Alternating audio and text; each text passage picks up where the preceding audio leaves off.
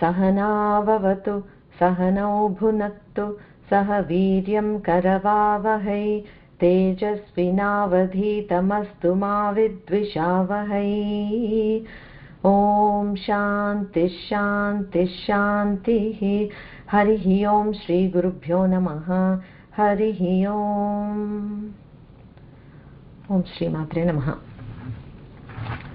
మనము లాస్ట్ సెషన్లో శాంకరి శ్రీకరి సాధ్వి శరత్చంద్ర నిభానన ఈ నామాలు చూసాము. ఇవాల్టి నామాలు లెట్ us స్టార్ట్ విత్ శాతోదరి అనే నామం. ఓకే, శాతోదరి అంటే ఇది 4 అక్షరాల నామం. శ్రీ శాతోదర్యై నమః.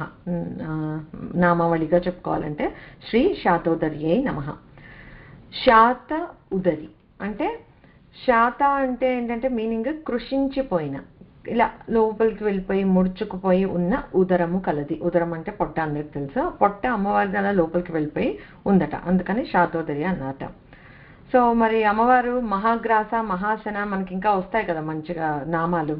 అంటే అమ్మవారు తినే ఫుడ్ ఎట్లా తింటుంది అని అంటే సమస్త లోకాలు అమ్మలోకి వెళ్ళిపోయేంత కెపాసిటీ ఉంది. ఎంత తిన్నా అమ్మకి ఆకలి తీరదు అని అంటారు. మరి అట్లాంటి అమ్మ శాతోదరిట. ఎప్పుడు పొట్ట మాత్రం లోపలికే ఉంటుందిట. మనం కాళీ అమ్మవారిని ఇది చూస్తే కూడా నాలుగు ఎప్పుడు బయటకు ఉంటుంది, పొట్ట ఇలా లోపలికి ఇది చేసుకుని ఉంటుంది. సో అందుకని శాతోదరి అన్నమాట. సో మొత్తం విశ్వం అమ్మలో ఉన్నా కూడా, అమ్మ లయం చేసుకున్నా కూడా అమ్మ ఎప్పుడు శాతోదరినే. సో ఇప్పుడు ఇట్లాగా ఈ ఉదరాన్ని అట్లాగా ఎందుకు ఎక్స్ప్లెయిన్ చేస్తున్నారు అని అంటే, అది ఒకటి నెంబర్ 1 సాముద్రిక లక్షణం. అంటే ఇంత పొట్టేసుకుని అట్లా ఉండరు కదా.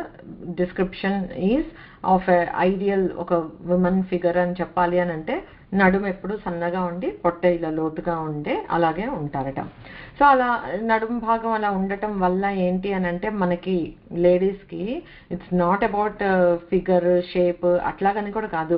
మనకి ప్రెగ్నెన్సీస్ టైంలో లేకంటే యూటరస్ కరెక్ట్గా ఉందా, లేకపోతే మనకి ప్రెగ్నెన్సీస్లో కానీ మెన్స్ట్రేషన్ కానీ ఏమి ప్రాబ్లం లేకుండా ఉందా, దానికోసం it's very important specifically for women.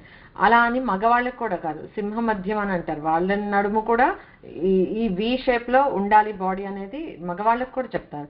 అదంతా కూడా తీసేస్తే అసలు ఇప్పుడు సైంటిఫిక్గా మనం చూస్తే కూడా your waist circumference will tell you what kind of health implications you may have అని చెప్పి కదా.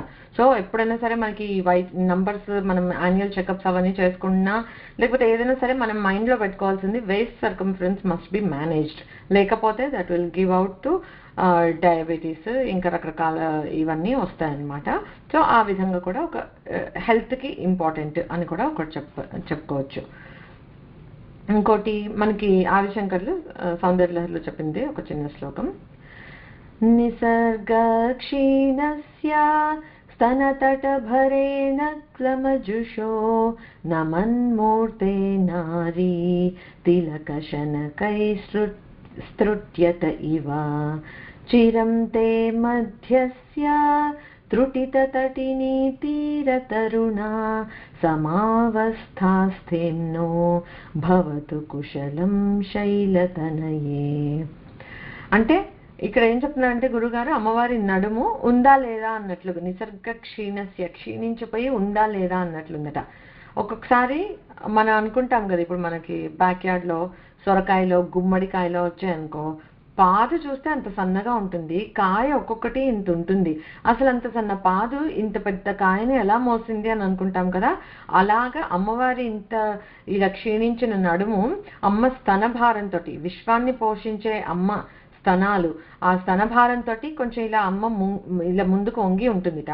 అలా వంగి ఉన్నప్పుడు అసలు ఉందా లేదా అన్నట్లుండే నడుము ఆ పొట్ట ఇంకా లోపలికి పోయి అసలు నడుము కనిపించట్లేదు అని చెప్పారు. అంటే ఏం లేదు, మళ్ళీ ఒకసారి గుర్తు తెచ్చుకోవటం. అమ్మ తత్వం అంటే ఏంటి అంటే, ఈ విశ్వాన్ని మొత్తాన్ని, అమ్మ స్తనాలంటే మనం చెప్పుకున్నాం సూర్యుడు చంద్రుడు, సూర్యచంద్రులు లాగా ఈ విశ్వాన్ని ద్వారా ఈ విశ్వాన్ని మొత్తాన్ని అమ్మ పోషిస్తోంది అని ఇంకొకసారి మనకి రిమైండర్ అన్నమాట.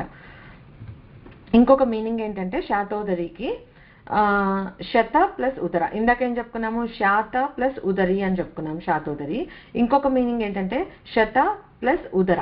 అంటే శతం అని అంటే మనం ఏం చెప్పుకున్నాము, 100 కావచ్చు, లేదా అనంతవాచకం కావచ్చు. సహస్రం అంటే కూడా అంతే, 1000 కావచ్చు లేదా అనంతవాచకం కావచ్చు. సంస్కృతంలో అలా వాడతారనమాట. సో ఇప్పుడు శత ఉదర అంటే, ఉదరం అని అంటే ఇక్కడ పొట్ట కాదనమాట, ఇంకో మీనింగ్ లో గుహలు, కేవ్స్ ఉంటాయి కదా, ఆ కేవ్స్ ని ఉదరాలు అని అంటారనమాట. సో శత ఉదర అంటే 100 లేకపోతే అనంతమైన గుహలు కల పర్వతరాజం హిమవంతుడు. హిమవంతుడికి పేరు శత ఉదరుడు.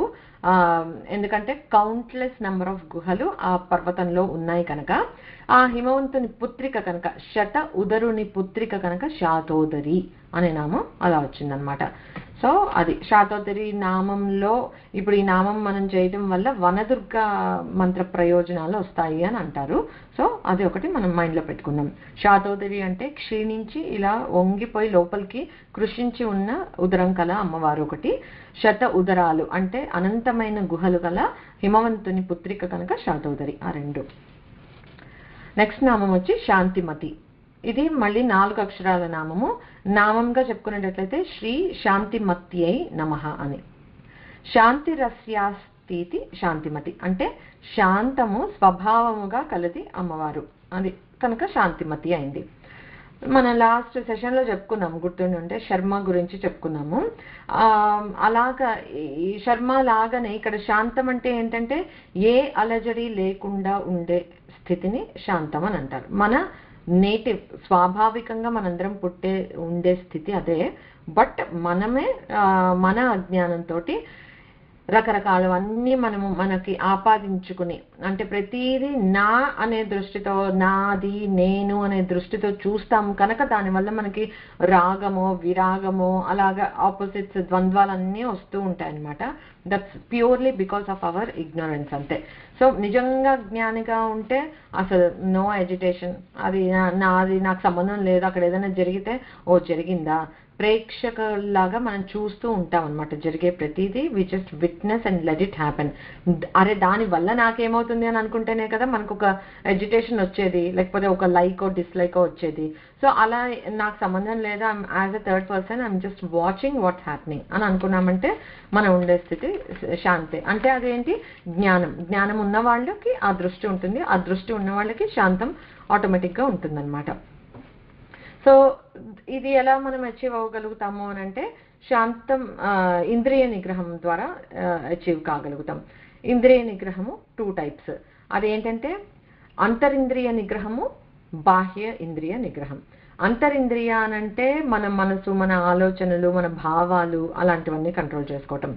దాన్నే శమనం అంటారు. ఇప్పుడు శమనం అంటే మళ్ళీ ఏదో కొత్త వర్డ్ అని అనుకోకండి, మనం శమధమాలు చెప్పుకున్నాం. శమనమన్నా ఒకటే. సో అది. తర్వాత దాంతము రెండోది. సో శాంతము అంటే శమనము అదే శమ అంటే ఏంటంటే అంతరింద్రియ నిగ్రహం. సో శాంతం అంటే ఏంటి, అంతరింద్రియాలను నిగ్రహించుకుంటున్నాం. అంటే ఏంటి, మనం ఇలా క్వైట్గా కూర్చున్నాము అంటే అది శాంతం కాదు. ప్రశాంతంగా కాసేపు కూర్చోవాలి బాబు అని అనుకుంటాం, నిజంగా ప్రశాంతంగా కూర్చుంటున్నామా? బాహ్య ఇంద్రియాలు ఏమీ పని చేయకుండా కంట్రోల్ చేసుకోగలుగుతున్నాం, కానీ మనసు ఇట్లా మనము ఫిజికల్గా ఒక చిన్న బ్రేక్ చేస్తుంటే కూడా ఉంటుంది, బట్ చిన్న బ్రేక్ ఇచ్చాము అని అంటే వెంటనే అందుకుపోతుంది, ఎక్కడికో తీసుకెళ్ళిపోతుంది. అంతరింద్రియ నిగ్రహం అనేది ఇట్స్ నాట్ ఈజీ అనమాట. సో ఈ దాంతము అంటే ఏంటంటే బాహ్య ఆర్ బహిర్ ఇంద్రియ నిగ్రహం. దాన్ని దమనం లేకపోతే దమ అనేది అంటారనమాట. సో మనలాంటి వాళ్ళకి శాంతం అంటే ఏంటి అనుకుంటాం, ప్రశాంతంగా కూర్చున్నాము అని అనుకుంటాం, కానీ దట్స్ నాట్ ట్రూ శాంతం అనమాట ఇది. కాకపోతే ఆ శాంతానికి కొంచెం little bit of a taste మనకి ఎప్పుడు వస్తుంది అని అంటే మనము ఏదో పూజ చేస్తూ మైమరిచిపోయిన సందర్భంలో కానీ, లేకపోతే నిద్రలో కళలు అవన్నీ దాటిపోయిన స్థితిలో కానీ, అది ఒక శాంతం అని చెప్పచ్చు. శాంతానికి క్లోజెస్ట్ థింగ్ మన అనుభవానికి వచ్చేది ఆ పూజ ఇది అని. ఎందుకనంటే నిద్రనే కాకుండా ఆ నిద్రలో తెలివి ఉండట్లేదు మనకి to realise that this is శాంతం అని. కానీ మన ఆ నిద్రలో ఒకవేళ మనం నిద్ర కాదు పూజలో ఉన్నప్పుడు మన మనసు అక్కడ నిశ్చలంగా ఉండిపోయి మమేకమైపోయి అమ్మవారితోటి ఉంటే కనుక దట్ ఈస్ శాంతం స్టేట్కి మనం రుచి చూసినట్లే చెప్పుకోవచ్చు. కాకపోతే మనం అందులో ఉండలేకపోతున్నాము. సో ఆ ఉండలేకపోతే వీఆర్ డ్రాపింగ్ ఆఫ్ దట్ స్థితి అనమాట. సో మళ్ళీ మామూలు ప్రపంచంలోకి పడిపోతూ ఉన్నాము. ఈ సాధకులు ఉంటారు కదా, ఈ యోగ సాధనతోటి అసలు సమాధి స్థితి అంటే ఏంటి అనే దానికి అచీవ్ చేయగలిగిన వాళ్ళు ఎట్లాంటి స్థితిలో ఉంటారంటే ఉపశాంతో అయమాత్మ అని ఉపనిషత్తు చెప్పినట్లుగా అది స్వాత్మారామ స్థితి. ఎంతసేపు ఆత్మలో అలాగా మమేకమైపోయి అలా ఉంటారు. Nothing that happens around them will impact them. వర్షం పడినా వాళ్ళు నేను తడుస్తున్నాను అని అనుకోరు, ఇదేదో బాడీ తడుస్తోంది అంటే డిటాచ్ అయిపోయారనమాట అప్పటికి.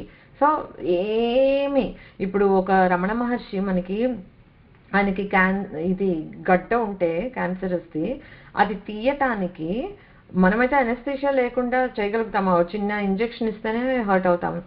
ఆయన ఎంతటి స్టేజ్లో ఉన్నారు అంటే he's completely detached with this physical body. ఈ బాడీకి ఏదో ప్రాబ్లం అయిందా, చేస్తారా, fix it, I'm just watching. అసలు ఆ స్థితిని మనం ఊహించుకోగలమా ఎవరైనా అట్లా చెప్తారని? అలాంటి స్థితికి చేరితే అదే అనమాట.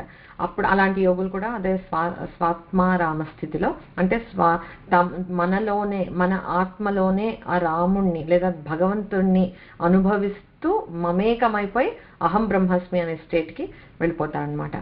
అందుకని మనమేమో భగవంతుడి శ్లోకాలు ఏమైనా చేస్తే శాంతాకారం భుజగ శయనం పద్మనాభం సురేషం విశ్వాధారం గగన సదృశం మేఘవర్ణం శుభాంగం. శాంతాకారం అంటే శాంతానికి ఒక పర్సానిఫై చేస్తే మూర్తిభవించిన శాంతం ఏంటి అంటే భగవంతుడు, అక్కడ చెప్పారు. తర్వాత సిమిలర్లీ శివుడికి చూస్తే కూడా శాంతం పద్మాసనస్థం శశిధర మకుటం పంచవక్త్రం త్రినేత్రం శూలం వజ్రం చ ఖడ్గం పరశుం అభయదం దక్షిణ భాగే వహంతం నాగపాశం ఘంటం ప్రళయహుతవహం సంకుశం వామభాగే నానాలంకారయుక్తం స్ఫటికమణినిభం పార్వతీశం నమామి. సో అందులో శాంతం ఆ ఫస్ట్ మాట చెప్పి ఊరుకోవచ్చు, కానీ ఛాన్స్ దొరికితే ఒక్కసారి అలా శ్లోకాన్ని చెప్పేసుకొని మనసా స్మరామి అని మనం కూడా ఒకసారి శివుడి రూపాన్ని అలా జ్ఞప్తికి తెచ్చుకుంటే, ఇది చదువుతుంటే 5 వక్త్రాలతో ఉన్నాడు, త్రినేత్రంతో ఉన్నాడు, అలా అలా ఊహించుకుంటూ ఉంటే అదొక చిన్న ధ్యానం అయిపోతుంది కదా అని. సో శాంతం పద్మాసనస్థం అన్నారు అంటే అగైన్ శాంతాకారంకి శాంతంకి ఏమీ డిఫరెన్స్ లేదు. ఎందుకంటే శాంతం ఒక మూర్తి భవించిన శాంతం లాగా ఉన్నాడు, పద్మాసనంలో ఉన్నాడు అని చెప్తున్నారు అని అంటే ఏంటి, శివుడు మూర్తి భవించిన శాంతం అనమాట. సో అది అలా పరమాత్మ అనుభవించే శాంతి అనేది ఏదైతే ఉందో అది ఆ నిర్వికార స్థితి అనమాట. అంటే నో ఎక్స్టర్నల్గా ఒక డీవియేషన్ అనేది లేకుండా ఉన్నాం కదా, అది దట్స్ ఓన్లీ పాసిబుల్ త్రూ జ్ఞానం. ఓకే, అది మనము అభ్యాసం మీద ఎప్పటికన్నా సాధించగలం. ఓకే, శృంగార హాస్య కరుణ రౌద్రవీర భయానక భీభత్స అద్భుత శాంతాచ్యేతే నవరసాస్మృత.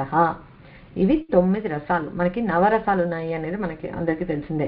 సో నటనలో నాట్యంలో నవరసాలని పలికించి గలగటం అనేది ఒక ఆర్ట్. ఓకే, నవరస నటన సార్వభౌమ అట్లా బిరుదులు కూడా చూస్తూ ఉంటాం మనం. ఆ నవరసాలని పలికించగలగాలి. కొంతమంది they may be very good at like ఒక హిప్ హాప్ క్యారెక్టర్గా బాగా జోవియల్గా ఉండే క్యారెక్టర్లో చాలా బాగా చేయగలుగుతారు. కానీ అదే ఒక very sentimental and touchy feely character ఇస్తే మేబీ వాళ్ళు చేయలేకపోవచ్చు. లేకపోతే బాగా బాధలు పడే క్యారెక్టర్ అయితే కొంతమందికి నప్పలేదు అని అనిపించేస్తుంది మనకి. అంటే ప్రతి ఒక్కళ్ళు ప్రతి రసాన్ని బాగా పండించలేరు అనమాట. సో ఇలా ఈ నవరసాలు అయితే ఉన్నాయి. ఓకే, ఈ నాట్యము లేదా నటన అనేది ఏంటి అంటే మనం ఒక ఎక్స్ప్రెషన్ ద్వారా ఈ నవరసాలని మన అభినయం ద్వారా ఒక ఎక్స్ప్రెషన్ ద్వారా ప్రేక్షకులలో కూడా సిమిలర్ భావోద్వేగాలని కలిగిస్తున్నాం. అవునా కాదా? సో మనం ఇప్పుడు ఏదైనా ఒక చాలా సెంటిమెంటల్ మూవీ చూస్తుంటే వి ఎండ్ అప్ క్రైయింగ్, లేకపోతే అక్కడ ఏదైనా క్యారెక్టర్ సఫర్ అవుతుంటే వి సఫర్, మనం కూడా ఫీల్ అవుతాం. సఫర్ అవుతే ఫిజికల్గా సఫర్ అవుతాం కాదు, వి ఫీల్ దట్, ఆ బాధని మనం ఫీల్ అవుతాం. When they are very happy we also happily smile and enjoy it. కొన్ని ఆనంద భాష్పాలు రాల్చిన సందర్భాలు ఉంటాయి. అంటే అలాగా ఒక నటనతోటి ప్రేక్షకులలో ఈ ఉద్వేగాన్ని అనుభూతిని కలిగించగలగటం అనే దాన్ని అసలు అది ట్రూ ఆర్ట్ ఫామ్ అంటే అదనమాట. అయితే యాక్చువల్గా భరతుడు నాట్యశాస్త్రం గురించి అట్లా చెప్పినప్పుడు నవరసాలు చెప్పలేదు, అష్టరసాలే చెప్పారు. శాంతం అనేది ఆ తర్వాత ఉపగుప్తుడు అనే ఆయన జోడించి నవరసాలని చేశారు. అంతకుముందు అష్ట రసాలే ఉన్నాయి. ఎందుకంటే ఈ రసాలు ఏవి అంటే మిగతా భావాలు ఏవి లేని స్థితే శాంతం. So how do you depict it? ఇది లేదు లేదు అని అనుకుంటే దట్ ఈస్ శాంతం, రైట్? సో ఏ భావం లేనిది అని అంటే ఇప్పుడు మనం లోకాతీత, గుణాతీత, సర్వాతీత, శమాత్మిక అంటే అన్నిటికీ అతీతంగా ఉండి శమమే తన ఆత్మస్వరూపంగా గలది అమ్మవారు ముందు వస్తుంది నామాల్లో. సో ఆ శమము తన స్వభావంగా గల అమ్మవారు అన్నిటికీ అతీతంగా ఉంది. అంత అతీతమైన ఒక భావాన్ని, ఒక రసాన్ని అభినయించడం చాలా కష్టం కదా, అందుకని ఇనీషియల్గా ఇంక్లూడ్ చేయలేదు. సో ఈ సర్వోపనిషద్ ఉద్గుష్ట శాంత్యతీత కళాత్మిక అంటారు ఇంకొక నామంలో. అంటే శాంతము పర్సానిఫికేషన్ అది చెప్పాం, ఇంకో నెక్స్ట్ లెవెల్కి తీసుకుని వెళ్ళి శాంతి అతీత కళాత్మిక అని అంటున్నారు. అంటే ఈ శాంతికి అతీతంగా ఉంది అమ్మవారు అని చెప్పి. సో మనం ప్రస్తుతానికి ఇక్కడ శాంతం అనేది ఏంటో మనం అర్థం చేసుకుంటే ఈ తర్వాత ఈ నామాలు వచ్చినప్పుడు మోర్ అండ్ మోర్ ఎక్స్ప్లెనేషన్ చెప్పుకోవచ్చు. సో ఆ శాంతికి కూడా ఉండే అమ్మవారి తత్వం ఎట్లా ఉంటుంది అనేది తెలుసుకుందాం నెమ్మదిగా. బట్ ఒక శ్రీచక్ర పరంగా చూస్తే దానికి ఏమవుతుందనంటే మనకి నవ ఆవరణలు అని చెప్పుకున్నాం కదా. ఈ నవ ఆవరణలలో ప్రతి ఆవరణ ఒక్కొక్క రసంతో జోడించబడి ఉంటుంది. అవన్నీ లోకానికి సంబంధించిన రసాలు. లోకంలో ఉండే వాళ్ళకి ఈ రసాలన్నీ ఉంటాయి. మనకే తెలుసు, పొద్దున్న లేస్తే అన్ని రకాల రసాలు మనం ఆల్మోస్ట్ ఒకే డేలోనే విల్ సీ. కొంచెం చాలా హ్యాపీగా ఉంటాం, we express that we are very happy and jovial, we go running some place. అంతలోకి ఏదో చిన్న ఇది అవ్వాలి, ఇలా కుప్పకూలిపోతాము, ఏడుస్తాము, అన్ని రకాల ఇవి అండర్గో అవుతూ ఉంటాం. సో ఇది మనం ఏం చెప్పక్కర్లేదు. అలా ఇవన్నీ లోకానికి సంబంధించిన రసాలు. బిందువు దగ్గరికి చేరుకునేటప్పటికి శ్రీచక్రంలో అది నిరావరణ స్థితి అంటారు. అంటే ఆ బిందువుకి ఆవరణలు లేవు ఇంకా. ఓకే, ఆవరణలని దాటుకుని ఉందన్నమాట ఆ బిందు స్థానం అనేది. అక్కడ ఉండేది శాంతరసం. ఓకే, ఆ శాంతరసం అంటే ఏంటంటే అది అమ్మ శివశక్తి ఐక్య రూపిణి అని అంటాం కదా. బిందులో ఉన్నది శివులు ఇద్దరికి ఆ శాంతరసంలో డిఫాల్ట్గా వాళ్ళు ఉంటారనమాట. సో మనం దాని నుంచి డీవియేట్ అవుతాం కనుక మనకి మిగతా రసాలన్నీ లోకంలో ఉండే ప్రతి ఒక్కళ్ళకి ఇట్స్ నాట్ లైక్ మన తప్పు అనేం కాదు, కానీ అంటిల్ వి అటైన్ దట్ జ్ఞానం సహజం. So we undergo all of this. So ఈ శాంతి అనేది like a set couple of సందర్భాల్లో అనుభవించాం మనం, అందుకే మనం అది కావాలి అని అనుకుంటాం. ఎక్కడో స్లైట్గా ఒక సటిల్గా ఆ శాంతం ఎట్లా ఉంటుందో మనందరికీ చిన్న పరిచయం ఉంది. మేబీ అది త్రూ మన నిద్రలో ఒక సమాధి స్థితిలో పొందేది శాంతం అని అనుకుంటే అది మళ్ళీ కావాలనుకుంటున్నామనే కదా రోజు ప్రయత్నం చేసి మళ్ళీ పడుకుంటున్నాం. ఎందుకంటే ఆ శాంత స్థితి రావాలి, కొంచెం అంత ప్రపంచాన్ని మర్చిపోయి హాయిగా ఉండాలి. సో వెళ్ళాం అక్కడి వరకు, కొంచెం చిన్న రుచి ఉంది మనం, అందుకే we're wanting it more and more. అలాగే ఒక పూజ చేస్తాను, ఒక పారాయణ చేస్తాను, ఒక రకమైన అది మనం ఎక్స్ప్లెయిన్ చేయలేని ఫీలింగ్, వెరీ హ్యాపీ స్టేట్లో ఉంటాం. అది ఆనందానికన్నా మించింది ఉంటుంది. అదే ఒక శాంతం అనమాట. యూ డోంట్ ఫీల్ లైక్ అది ఎవరికి, లేకపోతే ఒక భగవద్ అనుభూతి కలిగిందనుకో, అది మనం ఎవరితోటి షేర్ చేయక్కర్లేదు, ఎవరికి చెప్పాల్సిన అవసరం లేదా, ఎవరూ అర్థం చేసుకోవాల్సిన అవసరం లేదు. You just enjoy it your self అనమాట.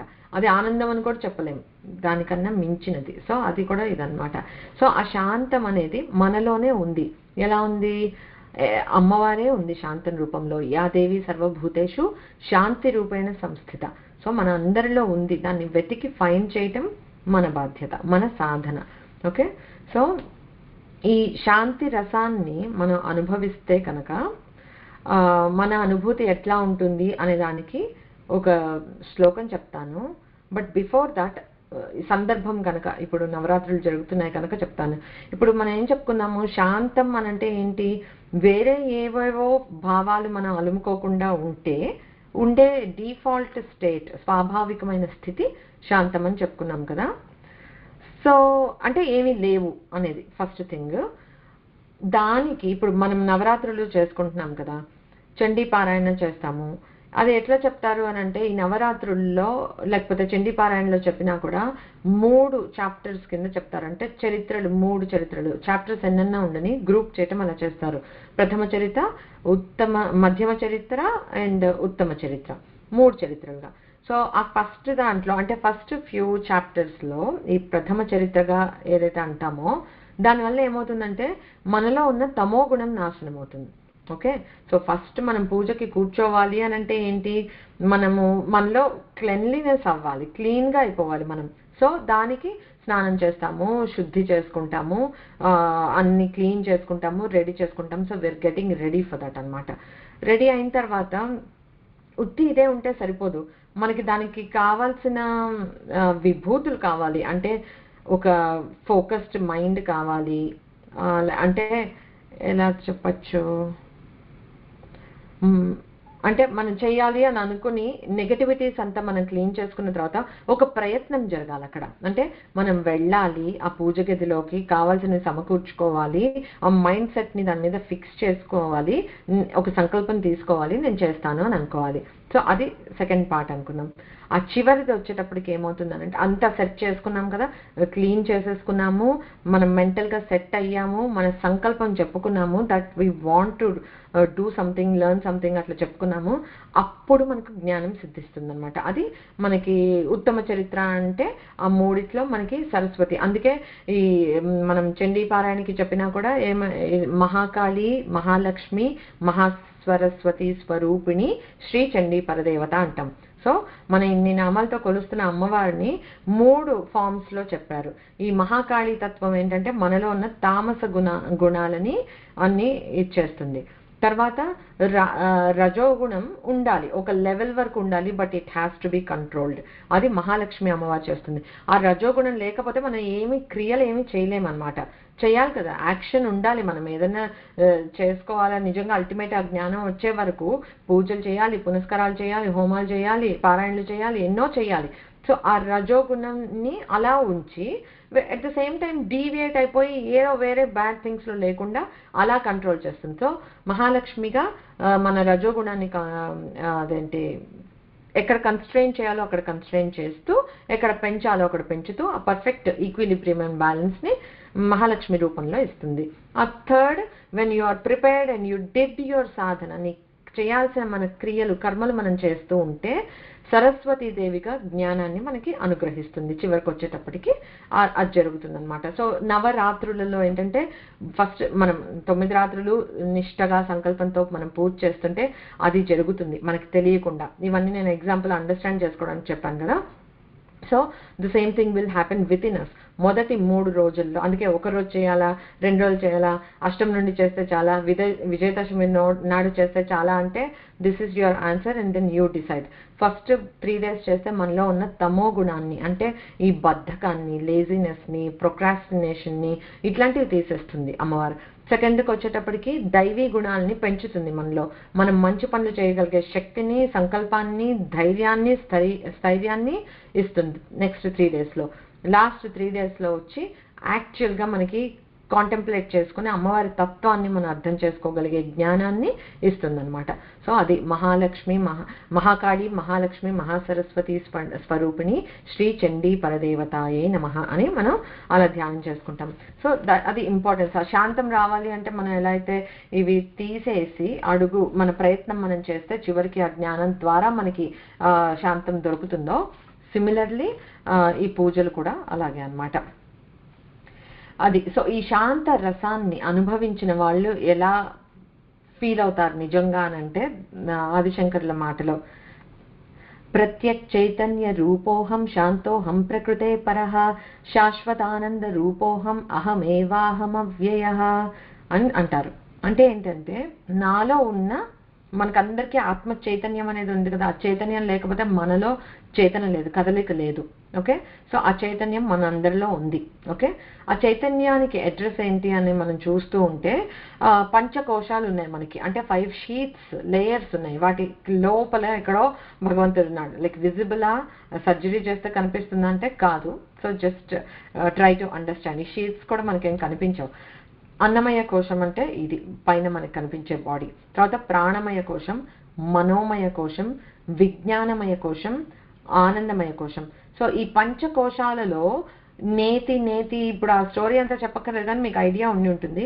ఉపనిషత్తుల్లో నేతి నేతి ఇది కాదు ఇది కాదు అని అనుకుంటూ అలాగ మోర్ అండ్ మోర్ ఎక్స్ప్లోర్ చేస్తూ వెళ్తే ఇవేవి నేను కాదు, ఏదైతే ఆత్మ చైతన్యంగా నాలో ఉందో అది నేను, అంటే ఆ చైతన్యానికి ఐఎమ్ నో డిఫరెంట్ అనేది మనం అర్థం చేసుకోవాలి. బట్ మనము టిపికల్గా మన అందరం ఏంటి, ఈ అన్నమయ కోశం, అన్నం తింటే మాత్రమే బ్రతికే ఈ కోశం ఏదైతే ఉందో, 4 రోజులు తిండి తినకపోతే ఈ బాడీ ఏమవుతుంది, స్కెలిటన్ లాగా తయారైపోతుంది.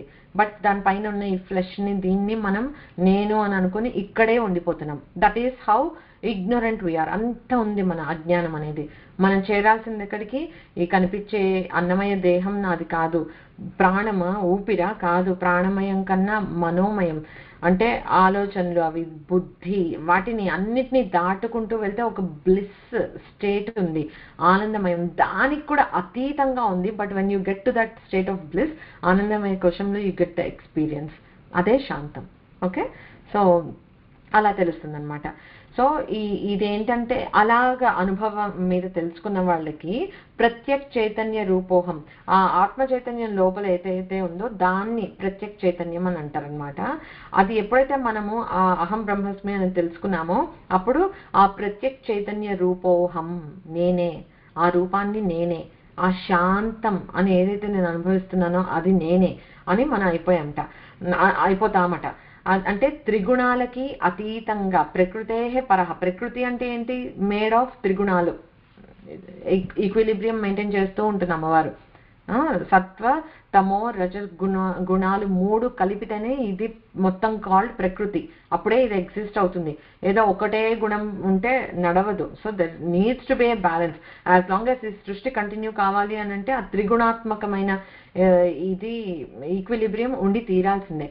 బట్ ఇక్కడ ఏంటంటే ఆ త్రిగుణాలకి కూడా అతీతంగా ఉన్న పరబ్రహ్మతత్వం ఏదైతే ఉందో, పరమాత్మ is right within us. మనతో ఏమంటట్లా ఈ ప్రాణం నాది, ఈ బాడీ నాది అని అన్నట్ల, మనం కూడా అంత డిటాచ్డ్గా ఉండగలిగితే ఈ ప్రకృతే పరహ శాశ్వతానంద రూపోహం, ఈ శాశ్వతమైన ఆనందం అంటే ఇలా అనుభవించి మళ్ళీ బయటకు వచ్చేసేది కాదు, శాశ్వతంగా ఉండి అక్కడే ఉండిపోయే ఆ కైండ్ ఆఫ్ ఆనందం ఏదైతే ఉందో, అహమేవా అవ్యయం అంటే ఎప్పటికీ తరగని, చెరగని, కదలని శాశ్వతమైన ఆత్మతత్వం నేనే అనే మాట అనుభవంతో చెప్పగలుగుతాం. ఇలా శ్లోకంలో చెప్పినట్లుగా అహమేవాహం అవ్యయం అని చెప్పటం కాదు, మాటతో అనుభవపూర్వకంగా చెప్పగలుగుతారనమాట యోగులు.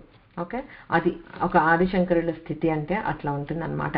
అది శాంతం అంటే ఏంటి అని అంటే ఒక్కసారి ఆ స్టేట్ అటైన్ అయ్యాక ఇక మళ్ళీ తిరిగి ప్రపంచానికి రావటం కానీ, ఇంకొక భావాన్ని ఇంకోసారి అనుభవించాలని కానీ అసలు అలాంటివి ఉండవన్నమాట. అది శాశ్వత ఆనంద స్థితి అది. అండ్ మనకు తెలుసు శాంతం అనేది ఎంత ఇంపార్టెంట్ అని అంటే, శాంతం అగైన్ మరి మీరు ఎప్పుడైనా వండర్ అయ్యి ఉంటే ఓం చెప్తాం, ఓం శాంతి శాంతి శాంతి 3 సార్లు చెప్తాం. ఏ శాంతి మంత్రాలు ఏది చెప్పుకున్నా 3 సార్లు శాంతి శాంతి శాంతి అని అంటాం. అంటే ఏంటి, ఈ మనకి ఆది దైవిక, ఆధ్యాత్మిక, ఆది భౌతిక, ఈ 3టిగా కేటగరైజ్ చేశారు. All kinds of sorrows that could be, మనకి ఏమన్నా భయాలు కానీ లేకపోతే బాధలు కానీ ఉన్నాయంటే ఈ 3 కేటగిరీస్లోకి ఫిట్ అవుతాయి. ఆ 3 లేకపోతే శాంతమే. ఈ 3ట్లో ఏదో ఒకటి ఉంటేనే శాంతికి భంగం కలుగుతుంది. అందుకని ఆ 3 సార్లు చెప్తారు. ఎందుకు అనంటే ఈ 3 నుండి ఉపశమనం అన్నారు చూసారా మాట, ఉపశమనం కలగాలి అంటే అది అంతా పోయి మళ్ళీ ఆ శమనం అనే స్టేట్కి, అంటే శాంతి అనే స్టేట్కి మనం తిరిగి రాగలగాలి అని ఆ శాంతి మంత్రాలకి 3 సార్లు రిపీట్ చేస్తామన్నమాట. అండ్ 3 సార్లు చెప్తే ఏదైనా బాగా స్టిక్ అవుతుందని కూడా అంటారు. అది సంగతి. సో ఇప్పటి వరకు మనము శాంభవి విద్యకి సంబంధించిన నామాలు చెప్పుకున్నాం. భవానీ, భావనాగమ్య నుండి మొదలు పెట్టుకుని ఇక్కడ శాంతిమతి అనే వరకు. ఓకే, ఇందులో చెప్పబడిన దేవతలు ఇవి ఎలా ఉన్నారంటే, ఫస్ట్ మనకి భవానీ దేవి అమ్మవారిని చెప్పారు. అవునా, భవానీ చెప్పిన తర్వాత ఆ స్వరూపం గురించి మనం తెలుసుకున్న తర్వాత భవానీ దేవత యొక్క అంగదేవతలు ఎవరెవరు అని చెప్పారు. ఆ అంగదేవతలు 6. శాంభవి, శర్వాణి, సాధ్వి, శరత్చంద్ర నిభానన, శాతోదరి, శాంతిమతి. ఈ 6 భవానీదేవికి అంగదేవతలు. ఓకే, ప్రతి యాట్రిబ్యూట్ ఆఫ్ శ్రీమాత మనం చెప్పుకుంటున్నాము అంటే దాన్ని పర్సానిఫై చేస్తే అది ఇంకొక దేవతా రూపం అవుతుంది. ఓకే, 33,000 కోట్ల దేవతలు ఉన్నారా, ఎవరు వాళ్ళు అంటే ప్రతి ఒక దైవీ గుణాన్ని లేకపోతే ఒక అట్రిబ్యూట్ని తీసుకొని మనం పర్సానిఫై చేస్తే దానికి రూపం ఇస్తే అంతమంది దేవతా రూపాలు అఫ్ కోర్స్ ఉండి తీరుతాయి. ఓకే, సో మనం సత్యనారాయణ వ్రతం చేస్తే గుర్తుంది కదా, అంగ ప్రత్యంగ దేవతలతోటి ఆవాహన చేస్తాము. అట్లా అంగదేవతలు, ప్రతి దేవతకి అంగదేవతలు ఉంటారు. ఇక్కడ భవానీ దేవతకి ఈ 6 అంగదేవతలు అనమాట. మళ్ళీ అందులోనే చెప్పుకుంటూ ఈ శాంభవి విద్యోపాసన వల్ల వచ్చే మనకి ఉపయోగాలేంటి, ఫలితాలేంటి అనేది ఫలశ్రుతి నామాలు ఏంటంటే శర్మదాయిని, శాంకరి, శ్రీకరి. అంటే శర్మని ఇస్తోంది, శంకరి అంటే శాంతాన్ని, ఆనందాన్ని కలిగిస్తోంది, సౌభాగ్యాన్ని, అన్ని శ్రీకరి. సో అలాంటి ఐశ్వర్యాలని వాటిని ఇస్తోంది. ఈ 3 ఫలశ్రుతి అన్నమాట. సో అంగదేవతల గురించి తెలుసుకున్నాము, 3 ఫలశ్రుతి అంటే వచ్చే ఫలితాలను గురించి తెలుసుకున్నాము. ఉపాసనా పద్ధతి కూడా చెప్పారు, ఏంటి శారదారాధ్య, ఎలా శరన్నవరాత్రులలో ఎట్లా మనం ఉపాసించాలి అనేది చెప్పుకున్నాం. సో ఇది మొత్తం కలిపి శాంభవి విద్య అనమాట, భవానీ దేవత యొక్క ఉపాసన ఎలా చేస్తాము అని. సో ఇక్కడ ఇది ఉపాస్య బ్రహ్మం.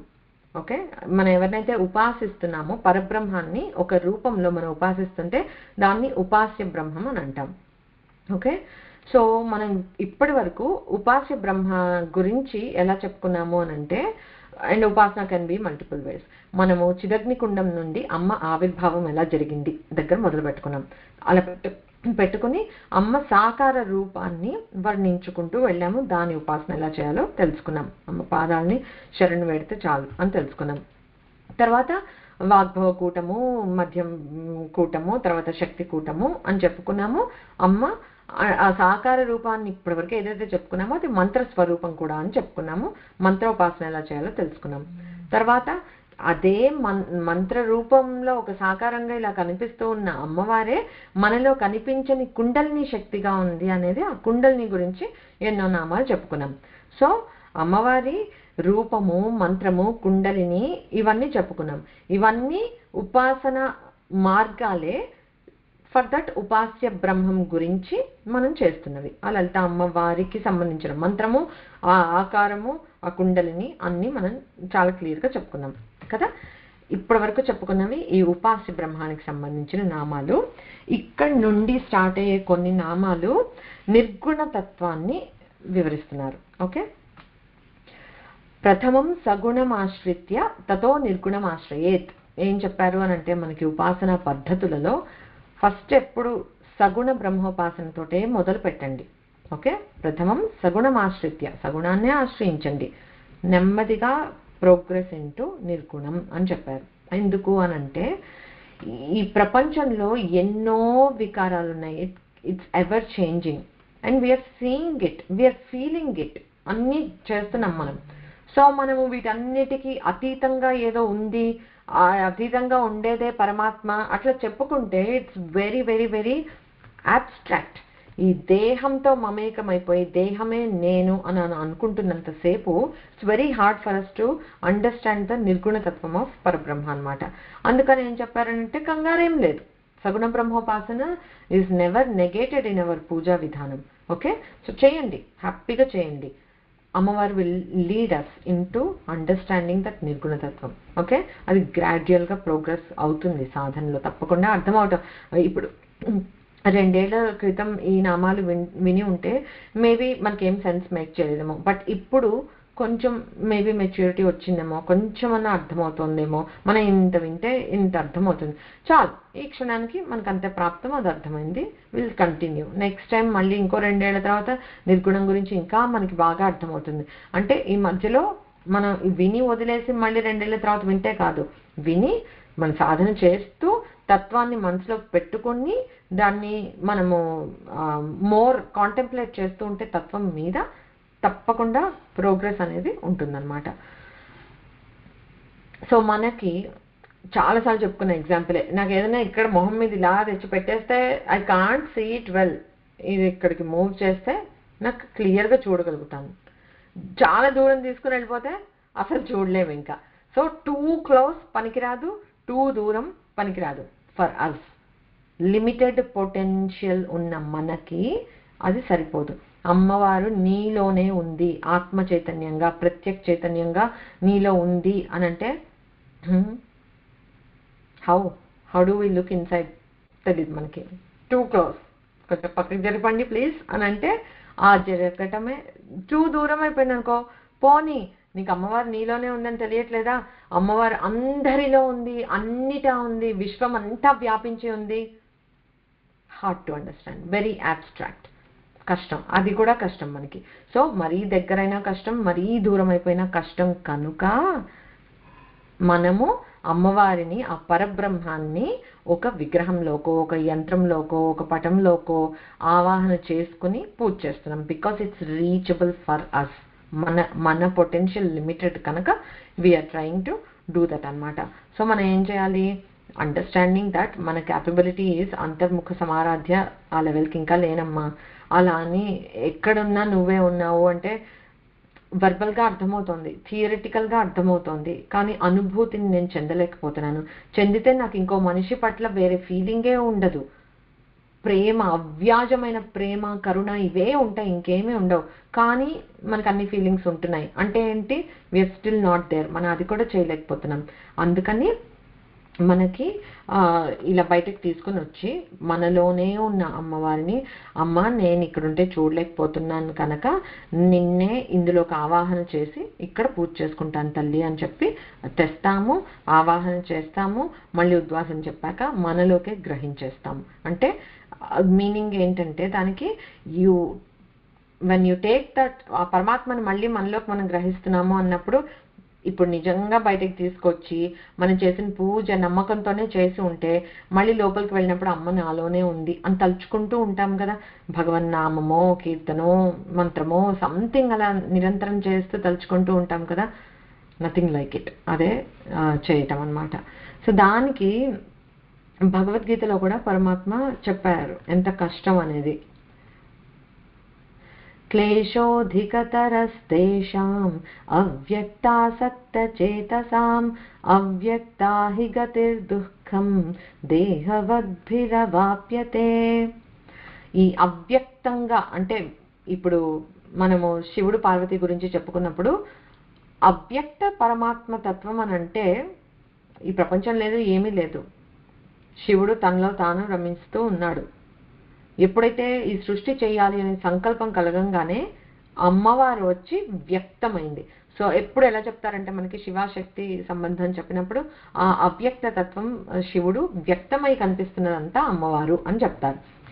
బట్ ఓకే, అసలు ఆ అవ్యక్త బ్రహ్మం అనేది ఉంటే అంటే నిజంగా బ్రహ్మం అనేది వ్యక్తం కాకపోతే అది దాని మీద ఆసక్తి ఉన్నా కూడా సిద్ధి పొందటం అనేది చాలా కష్టం. క్లేశోధికరస్తేషాం అన్నారు అంటే చాలా క్లేశంతో కూడుకున్నది. It's not at all easy. అలా చేయగలిగిన చేయాలి అని అనుకుంటే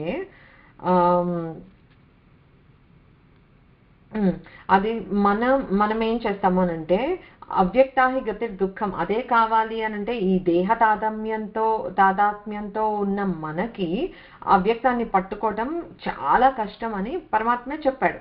చెప్పి మనకి ఫర్దర్ ఎందుకు, ఏంటి, ఎలా చేయాలి అవన్నీ కూడా చెప్తారు. సో అందుకని మనకేం చెప్పారు అని అంటే పెద్దవాళ్ళు కూడా సగుణోపాసనతో స్టార్ట్ చేయి. ఎవ్వరూ అహం బ్రహ్మస్మి అనే దాంతో మొదలు పెట్టారు.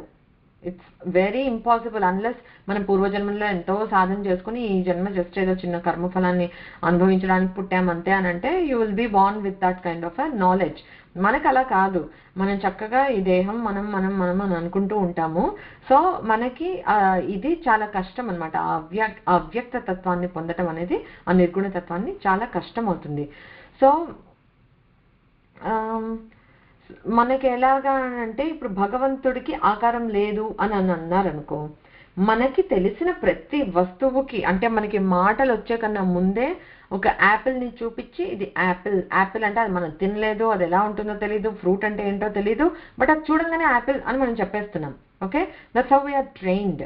ఏంటి అని అంటే మనకి ప్రతి వస్తువుకి ఒక పేరు ఉంది. ఒక మనిషిని చూస్తే ఒక పేరు చెప్తాము, ఒక రిలేషన్ చెప్తాము, ఒక వస్తువుని చూస్తే ఒక పేరు చెప్తాం. ఇదేంటో నాకు తెలియదు అని మనం వాడడం. అలాంటి వస్తువులు ఉండవు. అంటే మనకి ఆ టైంలో మనకు తెలియకపోవచ్చు, but everything has a name and origin and everything for that, right? So అలాగా ప్రతి వస్తువుకి అలాగా ఉంటాయి. అలా లేకుండా ఒక పరమాత్మని పట్టుకోవటం మనకి కష్టం కనుక మన ఏం చేస్తాము అని అంటే మనలాగా కొంచెం సిమిలారిటీస్ ఉండి మనతో కంపేర్ చేసుకున్నప్పుడు కొన్ని డిఫరెన్సెస్ ఉంటాయి అని చెప్తే మనకి కొంచెం easy to latch on and understand అనమాట.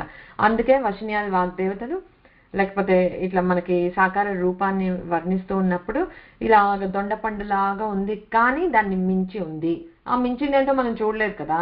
సో మనం చూసిన మన దృష్టిలో మనకు తెలిసింది ఇదే కనుక ఈ ఎగ్జాంపుల్ ద్వారా చెబుతూ తర్వాత చెప్పారు. అలాగే ఈ నిరాకార పరబ్రహ్మం ఎంత కరుణ అంటే, మళ్ళీ అమ్మవారి కరుణకి ఎగ్జాంపుల్ ఏంటి అంటే ఉపాసకానాం కార్యార్థం బ్రహ్మణో రూపకల్పన. రూపం తీసుకొని ఒక అవతారాలు దాల్చి ఈ భూమికి రావాల్సిన అవసరం పరమాత్మకి లేదు.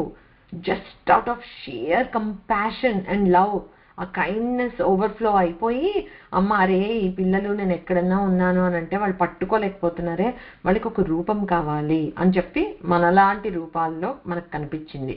So that we can understand that ఓ మనలాగా కొంచెం సిమిలారిటీస్ ఉన్నాయి, కొంచెం అలౌకికం beyond all of that, but అట్లాగా తెలుసుకుని ఆ పర్సానిఫికేషన్ అనేది జరిగిందనమాట. అది అమ్మవారి కరుణ ఎలా ఉంటుంది, పరబ్రహ్మం కరుణ ఎలా ఉంది అంటే ఎప్పుడు అవ్యక్తంగా ఉండిపోతే మనకు అసలు తెలుసుకునే అవకాశం అనేదే ఉండదు. అందుకే ఇలా అవ్యక్తమయ్యి మనకి చూపిస్తూ ఉంటుంది అనమాట. So we have to be very very very thankful. So స్వాభావికంగా నిర్గుణము నిరాకారము అయిన పరబ్రహ్మ మన కోసం ఈ ఎన్నో ఈ అవతారాలని స్వీకరించి మనకి కనిపిస్తూ ఉంటారనమాట టైం అండ్ టైం.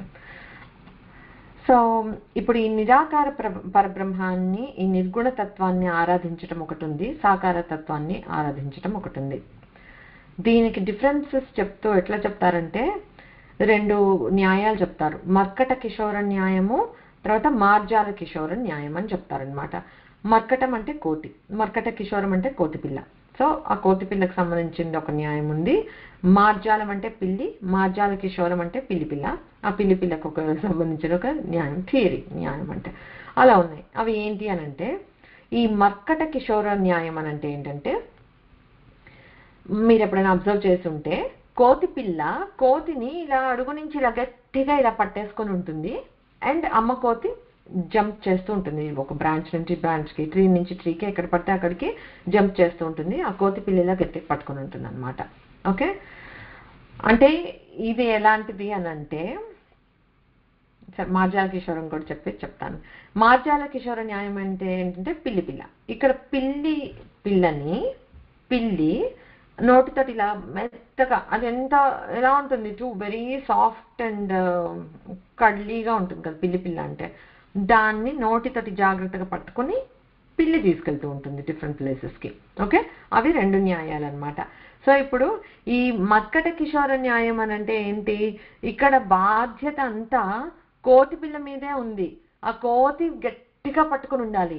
ఆ గ్రిప్ జారిందా కోతి పిల్ల కింద పడిపోతుంది. అమ్మాయి is not holding hands free, it's just moving around, you are holding on to it. Okay, so ఇది ఇక్కడ ఏంటి కోతి పిల్లది రెస్పాన్సిబిలిటీ అనమాట. ఈ మార్జాల కిషోర న్యాయంలో ఏమైంది, పిల్లి పిల్ల ఏం పట్టించుకోవట్లేదు, అమ్మ తీసుకుని దాన్ని ప్రతి చోటికి కదుపుతోంది. సో ఇక్కడ బాధ్యత ఎవరిది, అమ్మ బాధ్యత అనమాట. సో సిమిలర్లీ ఈ మర్కట కిషోర న్యాయం అనేది నిర్గుణ బ్రహ్మారాధన అంటే అలా ఉంటుంది అనమాట. అంటే ఎక్కడో ఉన్న బ్రహ్మాన్ని మనం పట్టుకోవడానికి ప్రయత్నిస్తున్నాము, ఆలంబన ఏం లేదు, we're trying to hold it very tight. మనకి ఏ మాత్రం చిన్న సంశయం వచ్చినా, లేకపోతే ఎవరైనా గట్టి క్వశ్చన్ చేసినా, ఎవరైనా రిడిక్యూల్ చేసినా టప్మని జారిపోయే అవకాశం ఉంటుంది. ఎందుకంటే గ్రిప్ మనది, అక్కడ మనం పట్టుకున్నాం. ఎంతసేపు మన గ్రిప్? ప్రాణాలు పోతున్నాయి అనే పరిస్థితిలో మనకి ఎవరైనా ఒక చెయ్యి అందించి పైకి పుల్ చేయడానికి ట్రై చేస్తూ ఉంటే ఎంతసేపు మనం హోల్డ్ చేయగలం? మన బాడీ వెయిట్ని మన చేత్తో? Limited. We just give up. మన చేత కాదు. సో ఇక్కడ కూడా మనము ఆ అమ్మని పట్టుకుని, ఆ నిర్గుణ పరబ్రహ్మ స్వరూపమైన అమ్మని అట్రిబ్యూట్స్ని మాత్రమే మనం పట్టుకుని సాధన చేస్తూ ఉంటే దెర్ ఈస్ రిస్క్ దట్ నాకు ఫలితం రావట్లేదనో, నా గ్రిప్ గట్టిగా లేదు, లేకపోతే నేను అలసిపోయాను, చేత కావట్లేదు, నాకు ఇంకా ఆ నిర్గుణ తత్వం మీద మనసు నిలపలేకపోతున్నాను, ఇలాంటివి మనకి చాలా ప్రాబ్లమ్స్ వస్తాయి. అక్కడ రెస్పాన్సిబిలిటీ మంది కనుక ఇట్లాంటి సంశయాలు అట్లాంటివి ఏమన్నా వచ్చాయి అని అంటే జారిపోతాం దీని నుంచి. దేవుడే లేడు, నేను చాలా ట్రై చేశాను, but it never worked out అనే ఇబ్బంది ఉంది, అందులో పడిపోయే బాధ. ఎందుకంటే బాధ్యత మనది అని అనుకున్నాం కనుక. Okay, whereas the other side of the ఇది మార్జాల కిషోర న్యాయం అని అంటే ఇక్కడ సగుణ బ్రహ్మోపాసన ఇలాంటిదన్నమాట. అంటే ఒక ఆకారంలో ఉన్న భగవంతుడు వేరే ఉన్నాడు, నేను వేరే ఉన్నాను, నన్ను భగవంతుడు టేక్ కేర్ చేస్తాడు. He will take me from one place to other, one step to other. ఆ సాధన నేను చేయాల్సింది నేను చేస్తూ ఉంటాను. I will be progressed by పరమాత్మ. నా ప్రమేయం ఏమీ లేదు. హ్యాపీగా మనం శరణాగతి అంటాము. అమ్మ తల్లి ఏం చేసినా నీదే భారం, పాల ముంచినా ముంచినా నీదే భారం అన్నట్లుగా తల్లి నీదే భారము, నువ్వు ఎలా యథాయోగ్యం తథాకురు, నాకు ఏది యోగ్యం అని నీకు అనిపిస్తే నువ్వు వచ్చేయి అని మనం వదిలేసామనుకో, such a piece of mind. అమ్మ is taking care of us. ఇంకా మనమేంటి, మనం హాయిగా ఇప్పుడు వంట చేసి పెడుతోంది అనుకో అమ్మ ఇంట్లో, we don't have to worry about anything. హ్యాపీగా మన చదువు మీద మనం ఫోకస్ పెట్టుకుంటాం, మన పనులేవో మనం చూసుకుంటాము, టైంకి వెళ్ళి తింటాము, బాగుంది, మన పనిలో మనం బిజీగా ఉండొచ్చు. అలాగే ఇక్కడ అమ్మ టేక్ కేర్ చేస్తుంది మనల్ని, సాధనలో ఒక్కో మెట్టు నుంచి ఇంకో మెట్టుకు అమ్మ తీసుకెళ్తుంది అని మనం నమ్మితే పూర్తిగా భగవంతుడిని శరణాగతి చేస్తే ఈ మార్జాల కిషోర న్యాయంలో లాగా అంత నమ్ముకున్న పిల్లని అమ్మవారు ఇలా విదిలించి కొట్టదు ఎప్పుడు. అమ్మ చెప్పాం కదా కంపాషన్ అని, మన కోసమే ఇన్ని అవతారాలు తీసుకున్న అమ్మ ఆ మాత్రం చేయదా మనకి? So that is what we need to do. So ఎప్పుడైనా ఉపాసనలో మార్జాల కిషోర న్యాయం ఈజ్ ఆల్వేస్ బెటర్ అనమాట. సో అమ్మ నేను పట్టుకుంటే నేను చేయి వదిలేస్తాను అని బాధ ఉంటుంది. అందుకే కరావలంబ స్తోత్రం వచ్చింది. నువ్వు పట్టుకో, నువ్వు నన్ను పట్టుకున్నావు అనుకో, you will lift me completely. సంసార పంక నిర్మగ్న సముద్ధరణ పండిత, పూర్తిగా ఉద్ధరించేస్తావు నువ్వు నన్ను. అదే నేను పట్టుకున్నాను అనుకో, ఇవాళ చాలా గట్టిగా పట్టుకోవచ్చు, రేపటికి జారిపోవచ్చు. ఎంత ఫికల్ మైండెడ్గా ఉంటాం కదా మనం. అందుకని మనం పట్టుకోవాలి, మన ప్రయత్నము మనసును అక్కడ పెట్టేసేయాలి, సాధన చేస్తూ ఉండాలి. అమ్మవారు పట్టుకొని మనల్ని ఉద్ధరిస్తుంది అన్నమాట. అది నిరాకార పరబ్రహ్మానికి ఇది. సో అలానే చెప్పేది ఏంటి అని అంటే సాకారమే చెయ్యండి అని కాదు. Like it was already told, సగుణ బ్రహ్మోపాసన చేస్తూ నిర్గుణం గురించి మనం తెలుసుకునే ప్రయత్నం చేస్తూ ఉంటే, అంటే మన సాధన మనం చేస్తూ ఉంటే జ్ఞానాదేవ కైవల్యం, జ్ఞానంతోనే కైవల్యం వస్తుంది. సో నువ్వు ఎన్ని రోజులు పూజలు అవి చేస్తూ ఉన్నావు అని అంటే దాంట్లోనే ఉండిపోమని కాదు అర్థం. అల్టిమేట్గా చేరుకోవాల్సింది మనం ఆ జ్ఞానం, అహం బ్రహ్మస్మి స్థితికి చేరుకుని తీరాల్సిందే, ఆ జ్ఞానం పొందాల్సిందే. సో రామకృష్ణ పరమహంస ఒకసారి అన్నారట, నేను ఇప్పుడు మనకి ఉపనిషత్తుల్లో చెప్పే పరబ్రహ్మ తత్వం అని చెప్తారు కదా, తర్వాత మనకి వేదాంతులు చెప్తారు ఆత్మతత్వం అంటారు, ఇందాక చెప్పుకున్నాం ఆత్మ చైతన్యం అని. భాగవతులు భగవంతుడు అంటారు, నేను కాళీ అంటాను, అంతా ఒక్కటే అని. సో మనం కూడా అదే గుర్తుంచుకోవాలన్నమాట. అరే ఆ పరబ్రహ్మం నిరాకార నిర్గుణం పరబ్రహ్మం అంటే ఎవరో కాదు, that's the same thing as the సాకార ఉపాసన నేను చేస్తున్న లలితా అమ్మవారు సేమ్ పరబ్రహ్మమే, నా కోసం మనలాంటి వాళ్ళ కోసం ఈ ఆకారం తీసుకుంది అని గుర్తు చేసుకుంటూ చక్కగా మనం పూజ చేసుకుంటూ ఉంటే గ్రాడ్యువల్గా రావాల్సిన ప్రోగ్రెస్ ఆటోమేటిక్గా మనకు వస్తుంది. సో ఎప్పుడు ఇలాగే చేస్తూ ఉండిపోకుండా అమ్మవారి తత్వాన్ని తెలుసుకునే ప్రయత్నం మనం చెయ్యాలి. మనకి ఇంకా ఏ జన్మలోనూ అది సాధ్యం కాదు. మనుషులుగా పుట్టాము, ఈ మాత్రం ప్రాసెస్ చేసుకోగలుగుతున్నాము, లాంగ్వేజ్ తెలుసు, భావాలు అర్థమవుతున్నాయి. So this is our opportunity. మళ్ళీ మనం ఇప్పుడు బ్రతుక్కి నెక్స్ట్ జన్మ మనకి ఎలాంటిది దొరుకుతుందో మనం చెప్పలేం కనుక హాయిగా ఈ మాత్రం అవేర్నెస్ ఉన్నప్పుడు అమ్మ పాదాలు గట్టిగా పట్టుకొని అమ్మ గురించి ఇంకా ఇంకా ఇంకా తెలుసుకునే ప్రయత్నం చేస్తూ ఉంటే ఎప్పటికైనా సిద్ధి అనేది it is guaranteed. Okay, we all have the potential to be divine, Vivekananda Swami చెప్పినట్లు. So will keep working towards it అనమాట. సో ఇలాగ మనమే ఈ సాకార రూపంతో ఉపాసించే ఈ ఉపాస్య బ్రహ్మం ఏదైతే ఉందో ఆ బ్రహ్మాన్నే జ్ఞేయ బ్రహ్మం అని అంటారు. అంటే నువ్వు తెలుసుకోదగ్గ బ్రహ్మం, ఆ పరబ్రహ్మ తత్వాన్ని నువ్వు ఉపాసన చేయి. ఉపాస్య బ్రహ్మాన్ని ఉపాసన చేస్తూ దే ఆర్ ఆల్సో జ్ఞేయ బ్రహ్మం, అంటే వాళ్ళ గురించి కూడా తెలుసుకో. గుణాలేంటి, నిర్గుణాలేంటి, గుణాతీతం అంటే ఏంటి, అవన్నీ తెలుసుకోండి అని చెప్పి చెప్తున్నారనమాట. మనకు ఒక మంచి ధ్యాన శ్లోకం ఉంది అమ్మవారిది. ఓంకార పంజర శుకీం ఉపనిషత్ ఉద్యాన కేళి కలకంఠీం ఆగమ విపిన మయూరీం ఆర్యాం అంతర్విభావయేం గౌరీం అని.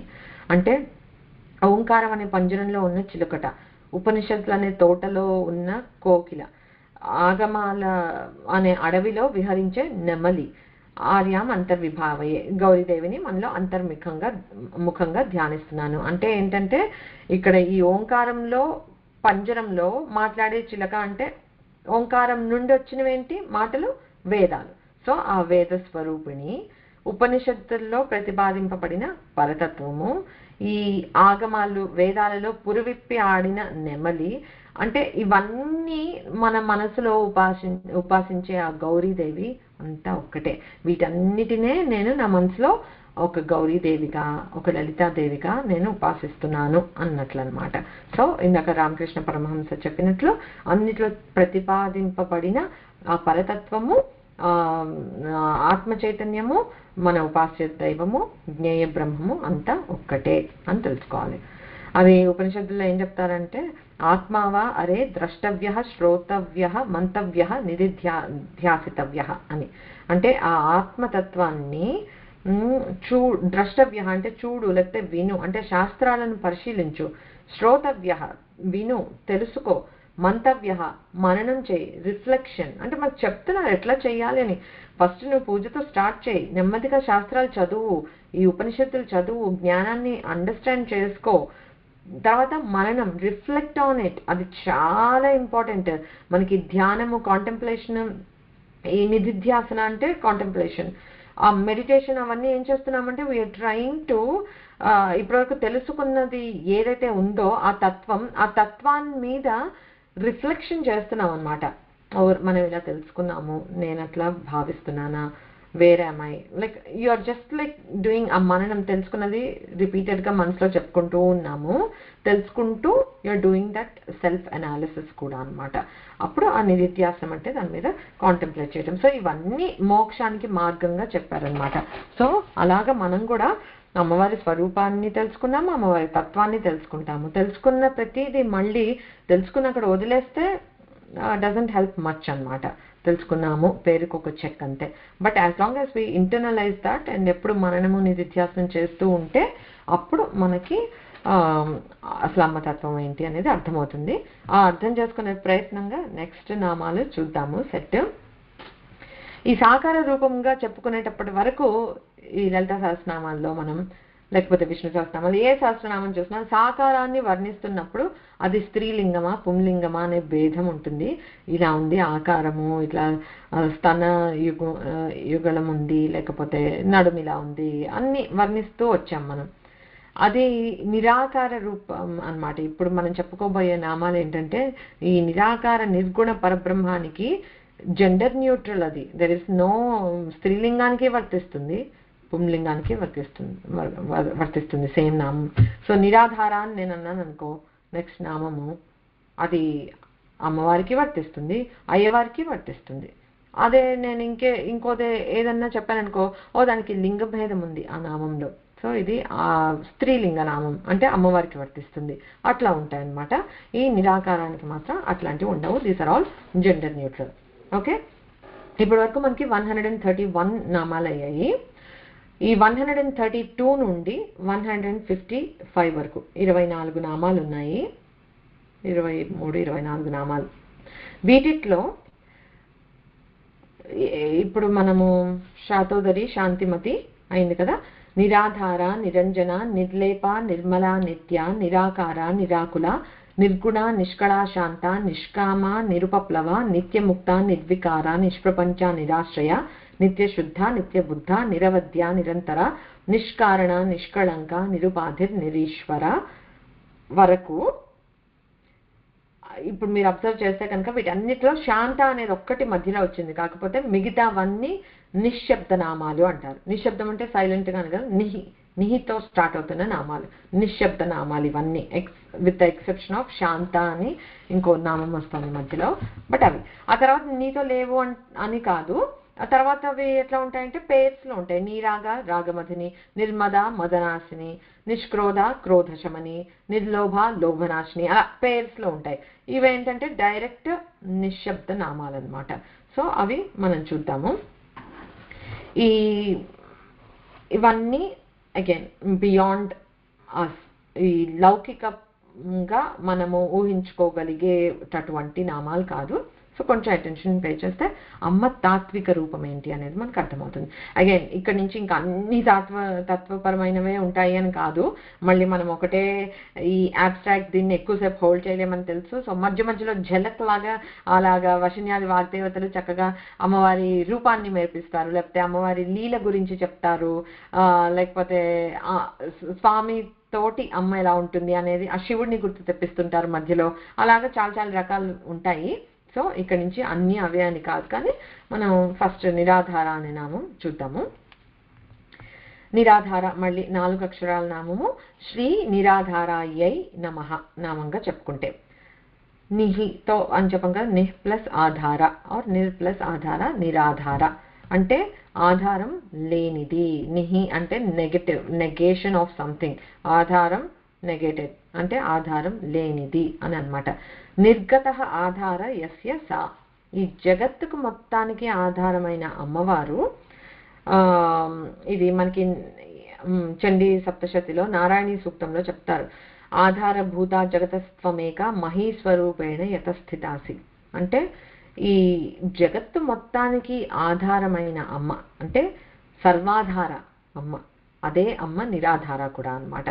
సో జగత్తు మొత్తానికి ఆధారమై భూమి రూపంలో, భూమి ఇక్కడ మహీస్వరూపేణ అని అన్నారు కదా, భూమి రూపంలో ఎన్నో కోట్ల జీవరాశులకి, వేరే ఏ ప్లానెట్ మీద ఇన్ని కోట్ల జీవరాశులు ఉంటాయో లేదో మనకు తెలీదు, బట్ భూమి మీద ఉండే వాటన్నిటికీ ఆధారమై సూర్యచంద్రుల ద్వారా ఒక ఉనికిని ఇచ్చి పోషిస్తూ ఉన్న సర్వానికి ఆధారమైన అమ్మ నిరాధార అని చెప్తున్నారు అనమాట ఈ నామంలో. సో ఇప్పుడు అమ్మవారి సృష్టి అని మనం మాట్లాడుకుంటూ ఉంటే ఫస్ట్ అమ్మ నుండి వచ్చింది ఆకాశం అని మనకి తెలుసు. ఆత్మన ఆకాశ సంభూత అని అంటారు. అంటే పరమాత్మ తత్వం నుండి ఆకాశం అనేది ఫస్ట్ వచ్చి దాని నుండి మిగతా పంచభూతాల్లో మిగతావన్నీ వచ్చాయి. సృష్టి క్రమంగా జరుగుతూ వచ్చింది. మనము కంటి చూపుతోటి ఓకే మనం చూడగలిగేది last thing that we can see is ఆకాశం. ఓకే అంతే కదా, మనం అందరం చూడగలుగుతాం. దాన్ని దాటి మనం చూడలేం, బియాండ్ ఆకాశం మనం చూడలేం. ఓకే ఎందుకంటే ఆకాశం అంటే అనంతం, దానికి ఒక లిమిట్ లేదు. ఎక్కడైనా మీరు ఏ కంట్రీలో ఉన్నా ఆకాశం ఈజ్ ఆకాశం, ఆకాశం ఈజ్ అన్లిమిటెడ్, రైట్? ఇప్పుడు మనము సే ఫర్ ఎగ్జాంపుల్ అంతరిక్షంలోకి మనం ఫ్లై అయ్యాం. ఓకే అయితే ఒక భూగోళంలా కనిపిస్తోంది, ప్లానెట్స్ సోలార్ సిస్టమ్స్ అన్నీ కనిపిస్తున్నాయి, బట్ అవన్నీ ఆకాశంలో ఉన్నాయి. ఇంకా మనం ఎంత జూమ్ అవుట్ అవ్వగలమా ఆకాశానికి ఎండింగ్ ఏంటో చూడాలంటే? ఒక ఓషన్స్ ఉన్నాయి, పెద్ద పెద్ద ఓషన్స్ ఉన్నాయి, అసలు అన్ఫాంటమబుల్. అసలు భూమి ఎట్లాగా సస్టైన్ అవుతుంది ఇంత వాటర్ బాడీ ఉండి? అసలు గ్రావిటేషనల్ ఫోర్స్ ఈజ్ పరమాత్మ, లేకపోతే ఇంకేంటి? ఆ నీరు కంటైన్డ్గా ఉండటము, బార్డర్స్ క్రాస్ చేసి రాలేదు, ఎంత తిరుగుతూ ఉంది, ఎర్త్ ఆల్సో తిరుగుతూ ఉంది, అయినా కూడా అలాగా ఆ భూమి ఎండింగ్ చెప్పొచ్చు కదా మనం. భూమి ఇలా ఉంది, దాని గోళం, దాని ఫినిషింగ్ ఇలా ఉంది, నీరు ఇక్కడ స్టార్ట్ అయింది, ఇక్కడ ఎండ్ అయింది. సో ప్రతిదీ చెప్పగలుగుతున్నాం, ఆకాశాన్ని చెప్పలేకపోతున్నాం అన్నమాట మనం. అది అనంతం. అలాంటి ఆకాశం పరమాత్మ నుంచి వచ్చింది. పరమాత్మ నుంచి వచ్చిన ఆకాశాన్నే మనం అంతుపట్టలేకుండా కాంప్రహెండ్ చేసుకోలేకుండా ఉన్నాము అని అంటే ఈ స్థూలం భూమి నుండి ఇట్లా పైకి వెళ్తున్న కొద్దీ ఒక్కొక్క పంచభూతాల్లో ఒక్కొక్క లెవెల్కి వెళ్తున్న కొద్దీ they're very far beyond comprehension అయిపోతాయి అన్నమాట. వాయువు, ఆఫ్టర్ దట్ వాయువు కూడా మనము చెప్పలేము. అలాగా ఇవన్నీ అమ్మ నుండి వచ్చి వాటికి ఆధారమై ఉందన్నమాట అమ్మ. సో మళ్ళీ ఇప్పుడు మనకి ఈ అంతరిక్షంలో ఎన్నో గ్యాలక్సీస్, లైక్ డెడ్ స్టార్స్ అంటాము, ప్లానెట్స్ డిసపియర్ అయిపోతూ ఉంటాయి, గ్యాలక్సీ ఎగిరిపోతూ ఉంటుంది. అట్లాగే ఒక ప్రళయం వచ్చినప్పుడు ఈ ఎర్త్, ఈ సోలార్ సిస్టమ్ ఏదైతే ఉందో ఇది పోతుంది. బట్ ఎన్నో గ్యాలక్సీస్ ఉన్నాయి అని మనం వింటున్నాం కదా. ఇట్లాంటి భూమండలాలు ఎన్ని ఉన్నాయో, అనంత కోటి బ్రహ్మాండ జనని అన్నారు. అందుకే ఈ బ్రహ్మాండాలు అనంత కోట్లు ఉన్నాయట. అనంత కోట్లు, కోటే మనం అసలు ఇమాజిన్ చేసుకోలేము. మనం ఉన్న ఒక్కదాని మీద మనం అసలు ఎంత మైన్యూట్, స్టిల్ నాది నేను అని మనం ఏదో ఫీల్ అయిపోతూ ఉంటాం. ఎప్పుడు ఆ అవుట్లుక్ చాలా important. That shows us what we're అని, నథింగ్ ఈ బిగ్ స్కీమ్ ఆఫ్ థింగ్స్ లో. సో ఎనీవేస్ అట్లాగా ఒక సోలార్ సిస్టమ్స్ దగ్గర నుంచి ఎగిరిపోతూ ఉన్నాయి. బట్ వీటన్నిటికీ అనంతకోటి బ్రహ్మాండ జనని జనింపచేసి, అంటే సృష్టించి పోషిస్తోందన్నమాట అమ్మ. సో అవన్నీ పోయినా, ఈ గ్యాలక్సీ పోతే ఇంకోటి ఉంటుంది, ఇంకోటి పోతే ఇంకోటి ఉంటుంది, అవి అన్నీ వాష్ అవుట్ అయిపోయినా కూడా అమ్మ ఉంటుంది. అదనమాట నిరాధార అంటే. దేనికి ఏది ఆధారం కాదు, ఏది ఆధారం లేకుండా ఉండేది అమ్మ, నిరాధార. ఓకే, తర్వాత చక్రాల్లో మనకి ఆధార చక్రం అంటే మూలాధారం. ఆ మూలాధారానికి కూడా ఆధారమై ఉన్న శక్తి ఆ కుండలిని అమ్మవారు అన్నమాట. తర్వాత అమ్మ ఆరాధన చేసేటప్పుడు మనకి తెలిసిందే 2 రకాల ఆరాధనలు చెప్తారు. పూజా శక్తేహే పరాయాస్తు ద్వివిధ సంప్రకీర్తిత. 2 రకాలుగా చెప్తారు. ఒకటి బాహ్య పూజ, ఒకటి అంతఃపూజ. ఇందాక చెప్పుకున్నట్లే కొంచెం. అయితే ఈ అంతఃపూజ, ఈ అంతర్ముఖ సమారాధ్య అనే స్థితి మనకి ఎప్పుడు మనం రీచ్ అవ్వగలుగుతాము అని అంటే, ఇది అమ్మ తత్వాన్ని మనం అర్థం చేసుకుని తెలుసుకుని దాన్ని మానసికంగా ఆ తత్వాన్ని ధ్యానిస్తూ ఉంటామన్నమాట. ఈ నిరాధార అనే నామం ఉందనుకో, ఈ నామాన్ని మనం పూర్తిగా అర్థం చేసుకుని, అదే మనకందరికీ ఆధారమై నిరాధార అంటే సనాతని అమ్మ ఎప్పటి నుంచో ఉంది, మొత్తం సృష్టి అమ్మ నుండే వచ్చింది అనే ఆ ఒక నామాన్ని, ఆ తత్వాన్ని తీసుకొని దాని మీద మనం అలాగా కాంటెంప్లేట్ చేస్తే, అదే థాట్ పెట్టుకుని we have to force to think in that direction. ఒక్క నామం తీసుకుని దాని మీద కూర్చోగలగాలి. కూర్చుంటే దట్ ఈస్ అదే అంతర్యాగం అంటే. వేరే ఏదో అంతర్యాగం అని అంటే లోపల మళ్ళీ విజువలైజ్ చేసుకుంటూ పూజ చేస్తున్నట్లు అలా కూడా కాదు. ఇది ఈ ధ్యానం అవ్వాలన్నమాట. సో అది అంతఃపూజ. ఇది నిర్గుణోపాసన అన్నమాట. దీన్ని అభ్యంతర పూజ అంటారు. బాహ్య పూజ అంటే మనకందరికీ తెలిసిందే, ఒక మంత్రమో యంత్రమో విగ్రహమో ఏదో పెట్టుకొని పూజ చేస్తూ ఉంటాం అనమాట. అది సగుణోపాసన. అక్కడ అమ్మవారి సగుణాలని ఉపాసిస్తున్నాము. ఈ అంతఃపూజలో ఎప్పుడు నిర్గుణాన్ని తీసుకుని దాని మీద కాంటెంప్లేట్ చేస్తూ ఉంటాం అనమాట. మళ్ళీ ఈ అంతఃపూజలో కూడా సాధారం నిరాధారం ఉంది. When we do that, like ఇప్పుడు అంతర్యాగం చేస్తున్నాము అని అంటే again it is very hard for us to contemplate on నిర్గుణ తత్వం. ఒక తత్వాన్ని తీసుకుని దాని మీద చేయటం. సో దానికోసం హెల్ప్ కావాలి. సో అంతర్యాగం బిగిన్ చేశాక కూడా ఫస్ట్ ఎట్లా స్టార్ట్ అవుతుందంటే ఆధారంగా. ఏంటి ఆధారం? అక్కడ మనకి మంత్రం. ఆ మంత్రం ఆధారంగా అంతఃపూజ చేసుకుంటూ ఉండు. ఇంటర్నలైజ్ యువర్ పూజ. తర్వాత మనకు కొంచెం ఇంకా అర్థమైన తర్వాత అలా పడిపోవాలి. ఎట్లా ఈ సగుణోపాసన, బాహ్య పూజ, లేకపోతే ఈ మంత్ర ఆధారము, ఇవన్నీ ఎట్లా అంటే మనము మెట్లు ఎక్కేటప్పుడు పైకి పైన మెట్టు పై మెట్టు మీద కాలు ఎక్కడ పెడుతున్నామో అది చాలా స్ట్రాంగ్ గా ఉండాలి. మన ఫోకస్ అంతా ఎక్కడ ఉండాలి? మనం కాలు ఎక్కడ పెడుతున్నాము, ఎలా పెడుతున్నాము దాని మీదే ఉండాలి ఎప్పుడైనా. ఈసారి మీరు మెట్లు ఎక్కేటప్పుడు చూడండి, క్లాస్ అయిపోయిన తర్వాత కింద మెట్టు మించి కాలు నేను ఎలా తీస్తున్నాను అని అసలు ఆలోచన మనకు ఉంటుందా? ఉండదు. Our focus should only be on did I land my front foot on the right step in the right way, మంచి యాంగిల్లో పెట్టుకున్నాను. దాని మీద మనం ఫోకస్ పెట్టుకుంటే వదిలేయటం అనేది న్యాచురల్గా అవుతుంది. సో డిటాచ్మెంట్ అనేది మనం ఏదో ప్రాక్టీస్ చేయాలి, నేను ఇది వదలాలి వదలాలి వదలాలి అని అనుకుంటే మన ధ్యాస అంతా అక్కడే ఉంటుంది, ఇంకా గట్టిగా పట్టుకుంటాం. సో మనం పట్టుకోవాల్సింది ఏంటి? అమ్మవారిని పట్టుకోవాలి, అమ్మవారి నిర్గుణ తత్వాన్ని పట్టుకోవాలి. మనం అలాంటివి పట్టుకుంటే నెమ్మదిగా ఈ డిటాచ్మెంట్ ఆటోమేటిక్గా అయిపోతుంది అనమాట. ఎంత న్యాచురల్గా మనం ఈ మెట్టు మీద ఈ కాలు పెట్టే లోపల ఇది డిటాచ్ అయిపోయింది, మళ్ళీ ఇంకో దానికి ముందుకెళ్ళిపోతుంది అని మనం గ్రహించట్లేదో అంతే న్యాచురల్గా మన ఉపాసన, మన సాధన మనం 100% చేస్తూ మన దృష్టి ఎక్కడ పెట్టాలో అక్కడ పెట్టి మనం గట్టిగా అడుగు వేస్తూ ఉంటే అటువైపు వదలాల్సినవి ఆటోమేటిక్గా వదిలిపోతాయి. ఇంక్లూడ్స్ లైక్ తమో గుణంతో మొదలవుతుంది మన లాంటి వాళ్ళకి. బట్ ఓవర్ ద పీరియడ్ ఇట్లాంటి డిటాచ్మెంట్ ఇవన్నీ కూడా న్యాచురల్గా వచ్చేస్తాయన్నమాట.